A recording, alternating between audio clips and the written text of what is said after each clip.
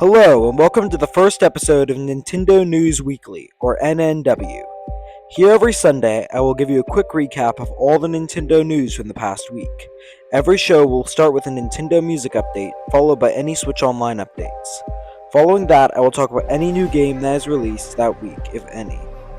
After that, I will cover the remaining specific topics for that week in any order I choose. And lastly, I will ask one question for you all to answer down in the comments below. I will try and respond to as many as I can.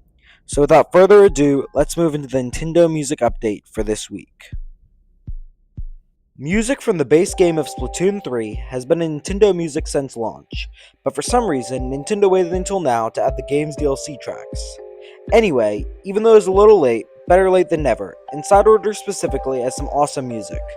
So while this week did not have any new entire game added, it was still a welcome addition nonetheless. This week, we got our April Nintendo Switch Online games, and while the selection of Pac-Man, Mendel Palace, and the Tower of Druga are good, especially Pac-Man and the underrated Mendel Palace, I feel as if NES games alone are not enough to carry an entire month's worth of Nintendo Classic updates anymore. But who knows, we're only halfway through the month, Nintendo could still surprise us with more games. Welcome to the Game Corner. Well, this week, we don't have a major title, we still have Pokemon Champions. This free-to-play game is essentially a mobile game at heart, which makes sense because it's coming to mobile later this year. I haven't played much of this game, but my first impressions are kinda iffy. While the core battling is fun, just like any Pokemon game, the UI and the excessive paywalls make this a game you can easily skip unless you're a die-hard Pokemon fan or a competitive battler. Because yep, while this game may have glitches that may make you permanently lose your Pokemon, every professional Pokemon tournament in the future will take place in this game. This severely limits your option because only 180 Pokemon are in this game at launch. I'm sure they will eventually add more, but less than 30 more Pokemon than the original games on the Game Boy is kind of insane.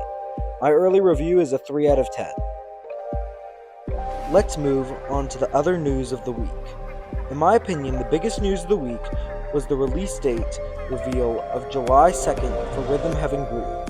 I am super excited, and this game is only $39.99 both physically and digitally in America, because the new pricing system between physical and digital games is exclusive to the Nintendo Switch 2. I'm sure there'll be a free update for Switch 2 that improves the graphics, like Nintendo has been doing for the other Switch 1 games that don't get a Switch 2 edition, but it does kinda suck that almost a year into a new console's life, we aren't getting Switch 2 editions of every new cross-platform Nintendo game. We have some leak updates for the week. Earlier in the week, we got a leak from Shapeshell Nick, who claims that Mario Maker 3 is in development. It is now believed to be false according to Nintendo Prime's recent statement that he has, quote, heard from 7 different people that Nintendo has officially employed the spread some fake info internally to try and discover who's leaking information. Essentially, this means that Shapeshell Nick might have misheard information that was said by Nintendo to weed out which people are leakers. However, Nintendo Prime states they believes that Nate the Hate's recent leak involving a new Star Fox and remake of Ocarina of Time are legitimate. 2 major Nintendo games received not-so-major updates this week. Mario Kart World was updated to version 1.6.1 that just fixed some minor issues involving speed boost and an error where the game sometimes would switch to other modes when in TV mode. Another game that got an update was Pokemon Bocopia. While much more changed here, nothing new was really added, and it was still a patch at the end of the day. Some, but not all, of the things that were fixed in this update include an error with Dream Island traveling and a loading issue when traveling between towns. Also, following the Switch 2's major update last month, a new patch was released for both the Switch 1 and Switch 2 that just fixes general bugs and whatnot. We have an update about Switch 2 bundles. Nintendo has announced that from April 12th to May 9th, if you buy a new Nintendo Switch 2 console, you can save $20 on either the digital or physical version of Mario Galaxy 1+2.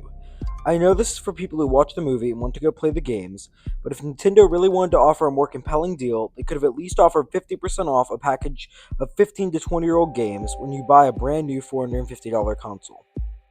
Our last piece of news for this week is that Splatoon Raiders has been rated a PEGI 7 in Europe, and Fire Emblem Fortune's Weave has been rated a PEGI 12 in Europe. When a game is rated, it is usually a sign that the games are almost complete and are about to be ready to release. This lines up with Nate the Hate's rumor that Splatoon and Fire Emblem are coming out this summer. My question this week is, what was the first video game you ever played?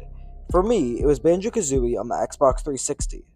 And that's all on this week's episode of Nintendo News Weekly. Next week, we will discuss my thoughts on Tomodachi Life Living the Dream and so much more. Also, please like and subscribe to stay up to date on all the latest Nintendo news.